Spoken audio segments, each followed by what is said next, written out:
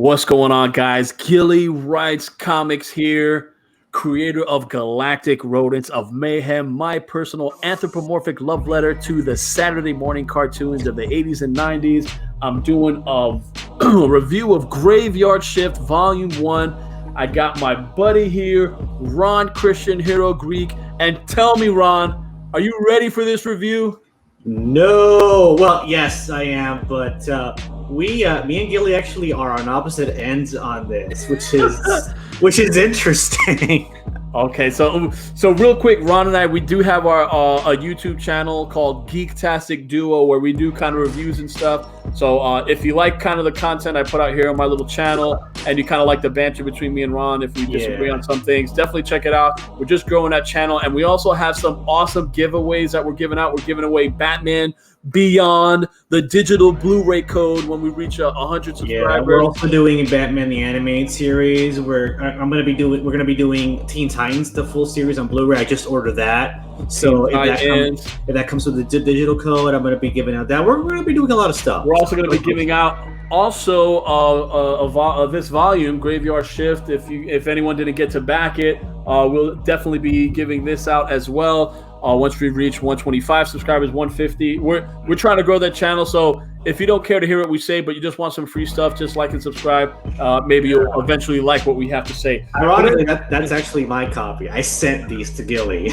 Yeah, so I did back Graveyard Shift, but after I saw Ron make this tweet that he kind of was upset with, this book, I'm like, I can't wait till I receive my copy. And then it's funny that just 2 days ago, I received the email saying that it's en route, but I couldn't wait. Ron sent it to me, and I was able to read it, and we're here to give you a review. So real quick, the premise of Graveyard Shift, it's almost like what the Universal Monsters mash up with the X-Men kind of thing. Is that what it is? Like a superhero story? Yeah. So it's a team superhero story. There's a lot of heavy 90s influence of like X-Force, X Factor kind of thing going on. So before we get into it, I just want to say that this was part of a big Indiegogo campaign that was done by John Malin, and I think it's Mark Polton at Coney Waves on Twitter. And Mark Polton has some published work. Is that right, Ron? Have you read any work? He's done some work for DC. He did the Savage Hawkman for DC Comics. Yeah. Okay. All right, so he does have some published work under his resume. We know Malin has some work as well with Marvel. And so basically, the premise is good. The artwork looks amazing. And it made six figures, I believe, on Indiegogo. Then it had Volume 2. So I backed it. Ron backed it. And now we're talking about Graveyard Shift. Here's our Spoiler-Rant review, and Ron, I'm just gonna let Ron take it away because he put something on Twitter and he just said how he was just disappointed. He didn't like what he read. There's the main cast is not likable. I went in on this a lot on Twitter because take it away. I was excited. I was excited about this book. I thought it looked really, really cool. I thought the concept was pretty cool. And then I got it and I started reading it, and I was like, okay. I didn't love it, right? Because just the pacing was weird to me. The page flow just it didn't work for me. I didn't like the characters from the beginning. There's this thing between Vlad and the chick. We're flirting, but because she's married, but they're still kind of to this guy. Yeah, this guy. Yeah, she's married to him, but Vlad and her are like just flirting and like whatever. Like it doesn't matter that she's married. And I just like, okay, wow, okay, so I already didn't like that. And then this whole thing happens where they get betrayed by Van Helsing, and they end up dying, but they come back to life as monsters and whatnot, and then they go on this revenge quest and not caring about innocent lives at all on this revenge quest. And when Volume 1 finished, I'm like, why do I care about these characters? why does it matter if they get their revenge or not? I didn't care. I didn't care. All right, Ron. Let's just start real quick. I got a baby step through this. You're going really hard, and that's fine because we all have opinions, and I respect your opinion. Before I get into like the nuances about the little character quirks and why you didn't like them or not, one thing I did like about this book, aside from the amazing artwork, I thought the premise was interesting. Mm-hmm. And yes, we're introduced to Vladimir Blood, who's the main character, and Lily, right? Lily, that's right. Yeah. Who has a ton of bite marks on her neck. She's a feeding source for Vladimir Blood because, again, the side effect after he was killed was this type of vampiric powers, abilities. One thing, and now here's what I did like. I like the fact that Vladimir Blood. And we have Mr. Mayhew. He's the monster here. Obviously, he didn't look like that. This is kind of like how the team looked like before. They kind of got killed. We have Mr. Mayhew right here, Vladimir Blood, Jonathan Harker. I like the fact that I like Harker. Yeah, Harker was cool. So here's what I liked about it. I like the premise of we found a way to for immortality, and it's tied to our own blood. Mm-hmm. I definitely like that. I thought that was interesting. It's fresh, and it's kind of an interesting take on vampires. I mean, vampire has been done to death, but if you can make any part of a vampire seem fresh, I'm all in. So I enjoyed that they worked in this research facility called Atlantis, which really was based under the water, and everything's tied to this blood. And what they want to do, they want to create super soldiers. Because again, if you have soldiers that can't die and they follow your orders, that's great. But there's a hiccup because every now and then there's a glitch where they have a soldier who remembers everything and he doesn't want to be told what to do, which I thought was interesting. But this whole thing is connected to Van Helsing. My issue here, you know what? You brought up a good point. So these scientists that are working on this project are supposed to be, I guess, to some point, good scientists, for the betterment of mankind. But they're involved in a project that resurrects dead soldiers to fight again. Like, okay, so they know that this is the project.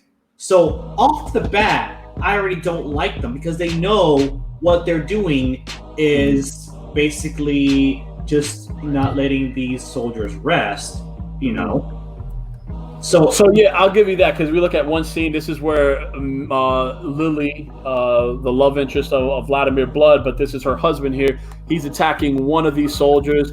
And of course, what they say, the weak will be weeded out. The weak are the ones who are not weak, who are kind of strong in that they didn't succumb to the mind wipe, but they get tossed out in the ocean and they die. So I get that.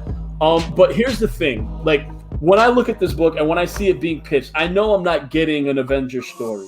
I know I'm not getting, the true, pantheon of all time. I understand. I get that they're not, the most heroic, the heroic characters. I don't know. I just wasn't expecting to dislike them as much as I did. Maybe I expected for them to be a little anti-heroic and whatnot, but it just, I don't know.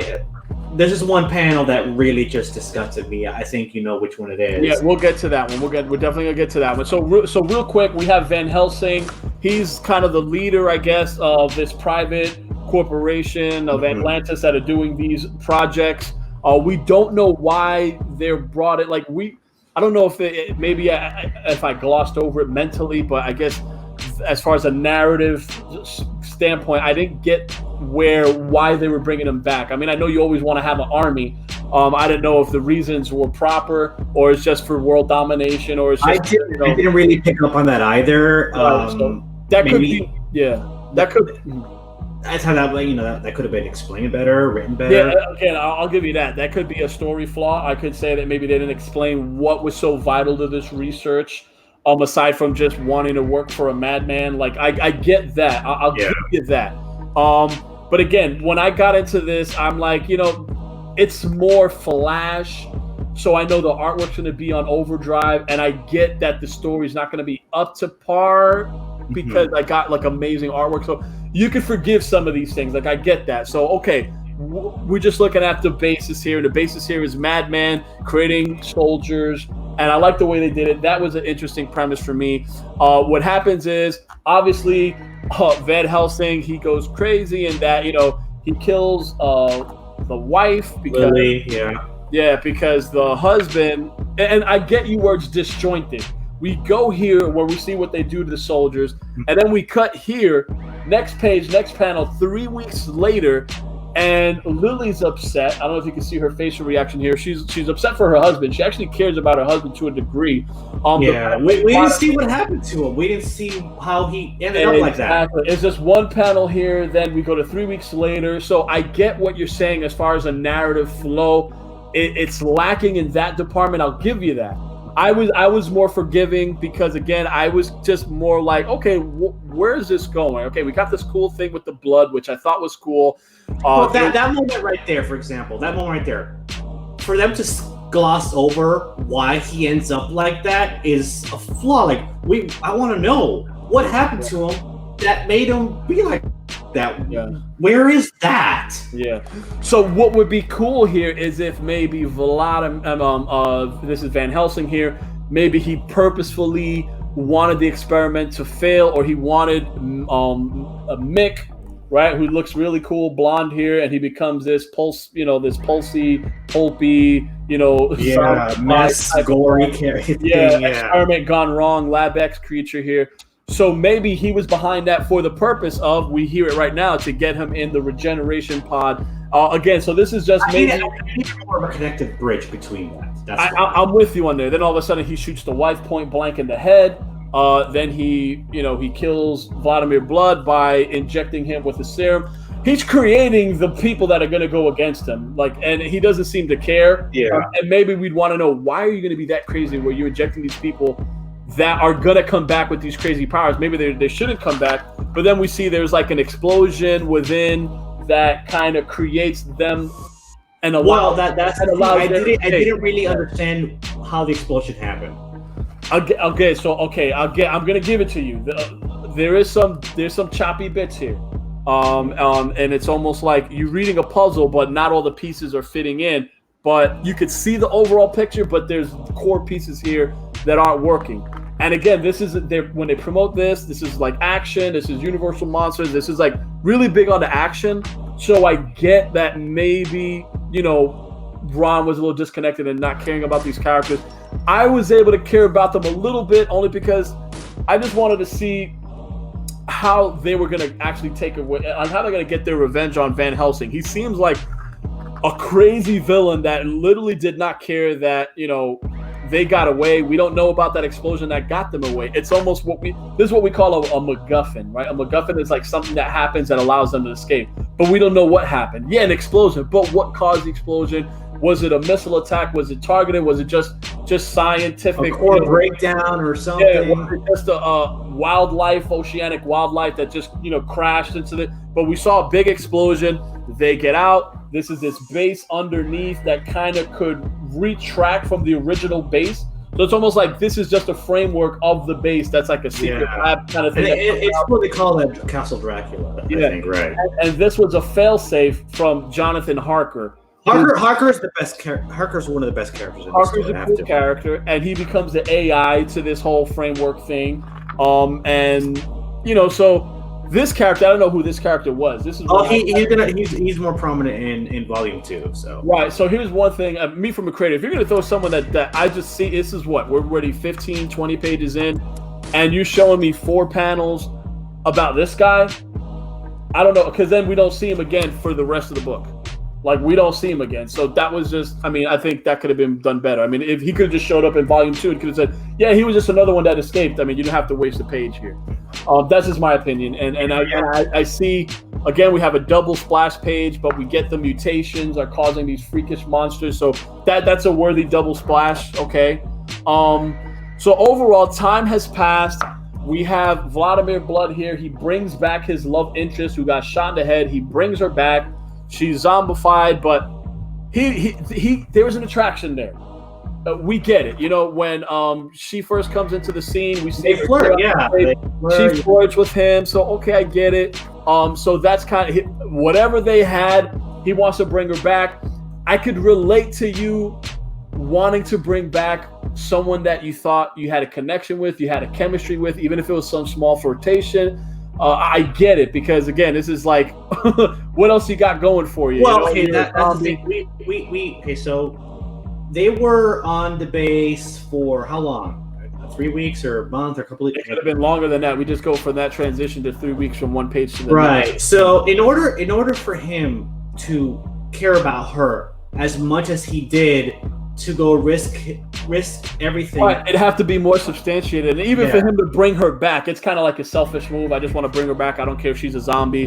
What does she feel if she's back as a zombie? It seems she could function and think pretty much on her own. And it seems like she's all intact, except she could get shot in the head a few times and not die. So I think she's also regenerative. Yeah, that's one of my other issues. Vlad is selfish and not caring about her or about the fact that he was having an affair with her, because it's definitely an emotional affair that maybe didn't do anything physical, but then it alludes to it, because then we see later on that her husband is kind of like he's been made privy to their affair, and he's going to be in the second volume like a secret weapon against the team, because he's now I assume working with Van Helsing. Okay, so here she is getting shot in the head, and she's just fine. She's perfect. So she's a zombie. But again, Vladimir brought her back, but it seems like she's good. Mm-hmm. My bloodlust has been held at bay for too long. After tonight, you'll be operating in the red. Cool little one-liners. Abraham Van Helsing, on behalf of my colleagues, it says, I'm here to put you out of business. Now, and when I say it's little things that I like, one thing I did like is that Van Helsing is a president of the United States. I just thought that was cool. We all heard Van Helsing. We know the lore of Van Helsing. So the fact that he's like the president of the United States, I thought that was cool. I thought that's interesting tidbit. I think you can have a lot of fun with that. So in all that time when they came back to life and they're operating, on the sly or in the shadows, we have Van Helsing just overthrows the United States. He becomes president of the United States. He got these his soldiers, working with him. Soldiers, yeah. He's promising no more monsters. Apparently, there's a bunch of monsters that are doing stuff. Again, there's a lot. Even though we're getting a lot of dialogue and a lot of stuff here, there is a lot of cloudy narration. That there's a lot of. If you want to just say plot holes, I get that. I'm with you on that, Ron. Like I see that. So we're gonna get to the page that Ron just couldn't stand. I hated this. I'll let you take it away. They're planning an attack on Van Helsing. Okay, so they're planning it. Yeah, exactly. Boom. And then this happens. They cause this explosion that results in the death of this strangely, slutty dressed pregnant woman who gets, basically you're seeing it. Her baby gets blown out of her womb. Baby fetus now. She's dismembered. And like that disgusted me. That just okay, that was it. And then did you continue reading from there or no? No, I continued reading. I stopped there for 2 days, and then I continued reading the rest of it. It was gross. It was in bad taste to me. I did not like that. If they had removed that, I still wouldn't have liked it because they killed a bunch of innocent reporters. But the pregnant. You always read it like this, Ron, and just pretend it never happened. Like that, right? But the pregnant woman, who made that decision?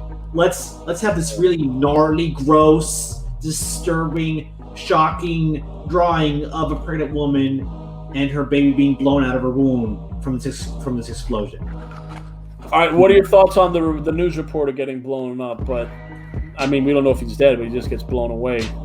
Yeah, we don't know. How'd you feel about that? Did that bother you? Yeah, it bothered me, but then when you take into consideration, just forget about this. Just say they just had him getting blown up. The reporter seems fine. Just him caught in the crossfire, but not this pregnant slut. Would you be okay? No. You'd have still felt just as upset? for this guy? Probably not. Okay. Because there's an innocent life in there. There's a baby in there that didn't do anything. Okay, I get that. And these graveyard shift people just caused this explosion that resulted in the death of this pregnant woman and her unborn child because they're on this bloody revenge quest and they don't give a shit. I'll give you that's a little bit.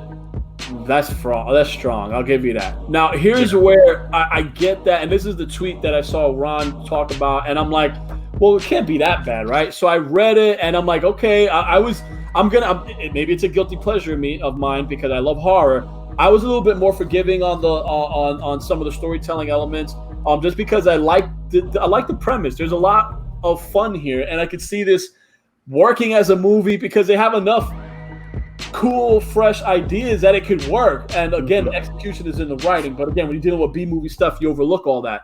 This is it. Okay, so I kept on reading, and the reason why it didn't bother me that much, okay, and I'm going to tell you why. Because when I go to the next page, right, I get this shot right here. I don't know if you guys could see it. And this is basically Vladimir Blood saying he's going to throw this ultraviolet type light bomb or something. And we have people here saying, no, don't do this. You know, kind of like what Ron's saying. We got families, you know, we don't. And we have this right here. It says, we have families. And in the next one, he's like telling them, hey, I'm going to throw this light bomb out. I call it the sparring. I'm throwing it out there. But then right from here, we get a crazy transition where this isn't a person. This is some type of vampiric bloodsucker. And it said, we'll dine on your carcass. So when I saw that, okay, like everything you said, I get it. I'm like, okay, they were trying to go. So I think I know what you're trying to get to. You're trying to get to like maybe she was a vampire. In my mind, she was an evil vampire, and this could have been the spawn of Satan. For all I know, this could have been just I wouldn't even. All right. They should have made that more clear. They should have. Yeah. And my takeaway is when I read the next page and I see this, like, oh, we have families, and they're like right there, the shapeshift. We'll dine on your carcass if you throw that light bomb. So it's almost like, man, so Van Helsing has vampires within his ranks doing crazy stuff, furthering his agenda to like, we got to get rid of vampires, but he has vampires in his employ. So that's why I was okay with it. Like at that moment, I'm like, whoa, like, because of again, I didn't get that reaction organically because I saw Ron's tweet and then I read it.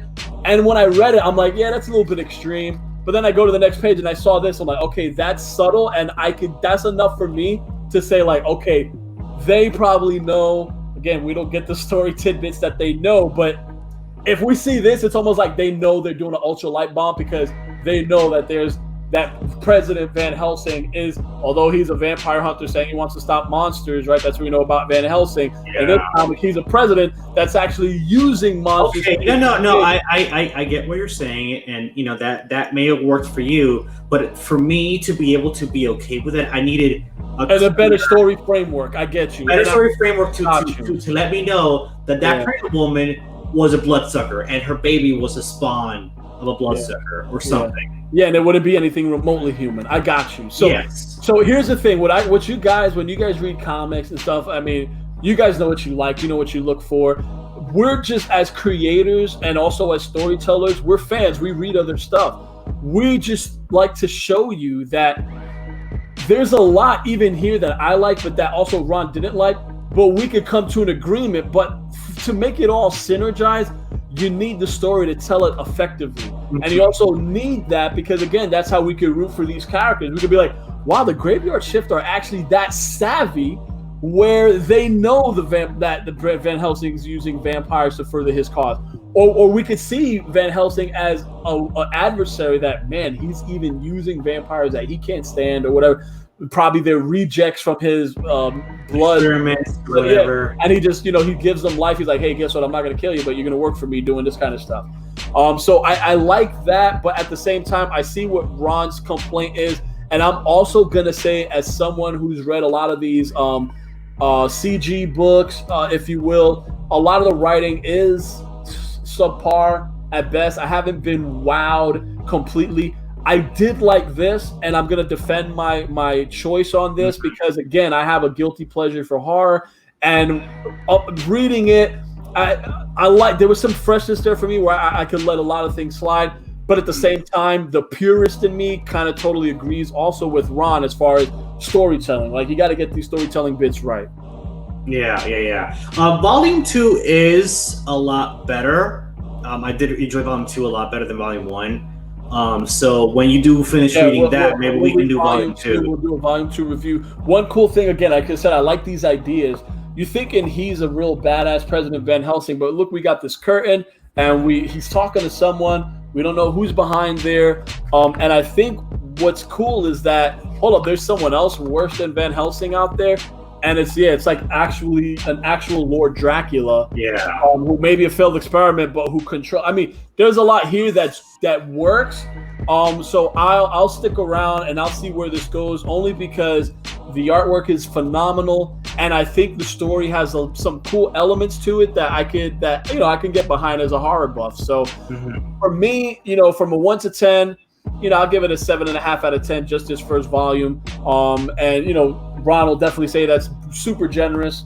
But that's just, again, this is different perspectives. Maybe you guys liked it out there too. Maybe give it even a 10 out of 10. I wouldn't give it a 10 out of 10 because, talking with some of the things that Ron, had concerns about, I'm with him on that. I thought that could have been fleshed out better.